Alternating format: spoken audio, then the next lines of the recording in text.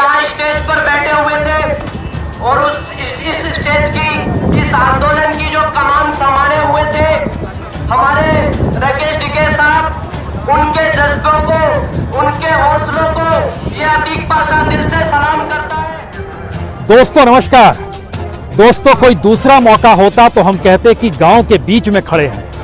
कोई दूसरा मौका होता तो इन स्थितियों के बीच इस बात का जिक्र करते कि शायद ग्रामीण भारत के किसी हिस्से में हाट लगा हुआ है, मंडियां लगी हुई हैं।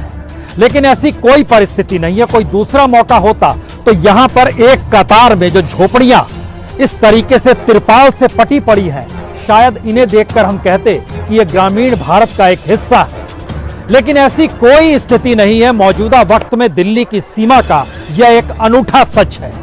लेकिन सच क्या वाकई सिर्फ इतना भर है कि गांव के गांव और गांव के भीतर रहने वाले किसान और उनके परिवार के सदस्य एक एक करके दिल्ली की सीमा पर उठकर आ गए हैं?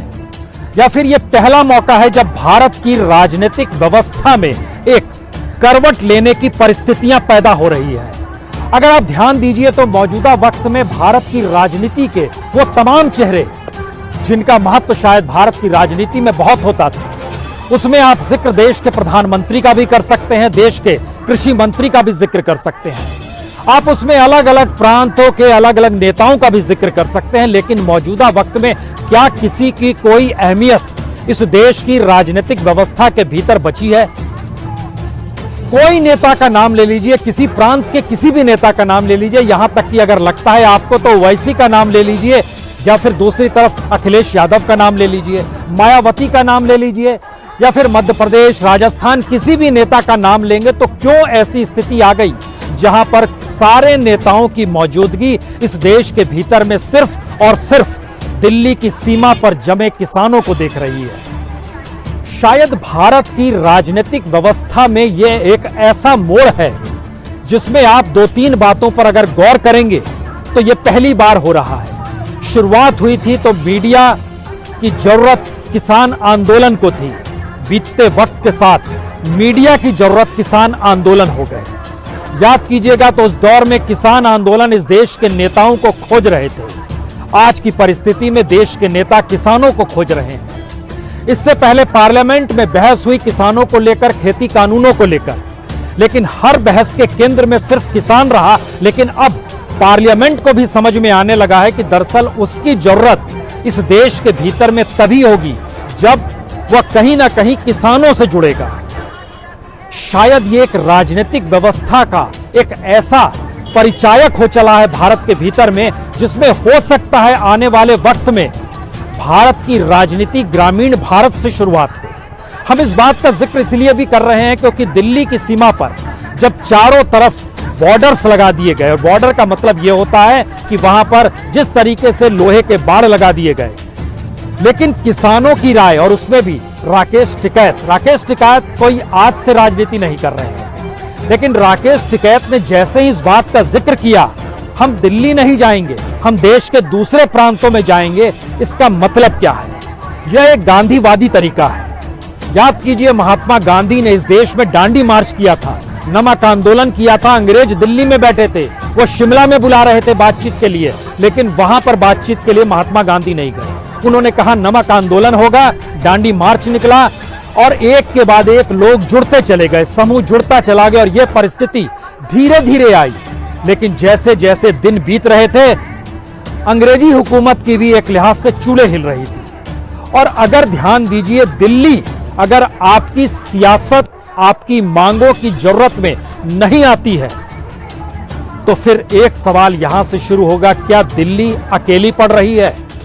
क्या दिल्ली की सियासत इस देश के साथ सरोकार नहीं रखती है, इसलिए ऐसी स्थितियां आ गई हैं?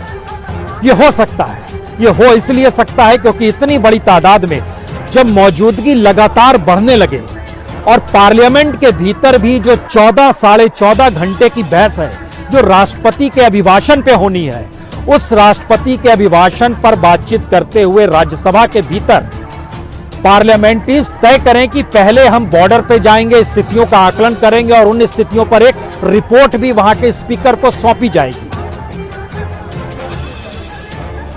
पता नहीं होता इतिहास कब किस मोड़ पर किस तरीके से प्रकट भी हो जाए और किस तरीके से करवट भी बदल ले।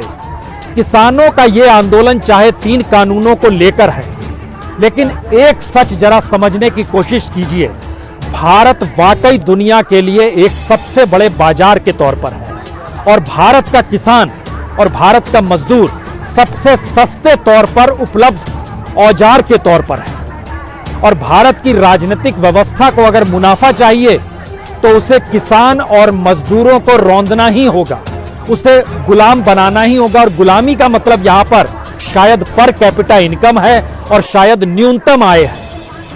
भारत की स्थिति दुनिया के मानचित्र पर किसान और मजदूरों को लेकर अगर प्रति किसानों की प्रति महीने और प्रति सालाना आय, मजदूरों की न्यूनतम मजदूरी अगर सबसे कम है, वह भी एशिया में सबसे कम है, अपने पड़ोसी देशों की तुलना में सबसे कम है। लेकिन उसके बावजूद भी उस राजनीति को अगर अच्छा लगता है मुनाफा कमाना और मुनाफे के जरिए देश की इकोनॉमी को डेवलप करना और उस इकोनॉमी को राजनीतिक तौर पर सत्ता में खुद को बनाए रखने के लिए कार्य करना, तो शायद मौजूदा वक्त में किसान आंदोलन की पहली सीख राजनीतिक सत्ताओं को यही हो चली है कि हम दिल्ली की तरफ नहीं देखेंगे, हम देश के अलग अलग हिस्सों में जाएंगे। कल राकेश टिकैत यहां से निकले तो दिल्ली को रौंदते वो जिंद नहीं पहुंचे थे और जिंद के लोग भी दिल्ली से निकलकर नहीं पहुंचे थे, जिंद के लोग भी हरियाणा के अलग अलग जिलों से आए थे।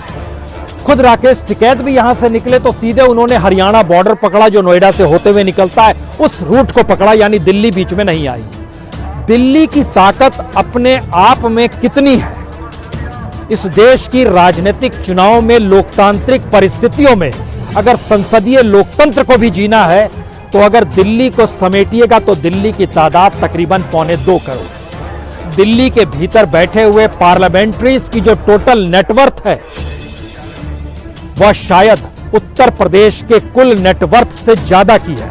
सांसदों के सरोकार जनता से कैसे होंगे अगर उनका बैंक बैलेंस नेटवर्थ करोड़पतियों की दिशा में जा रहा है।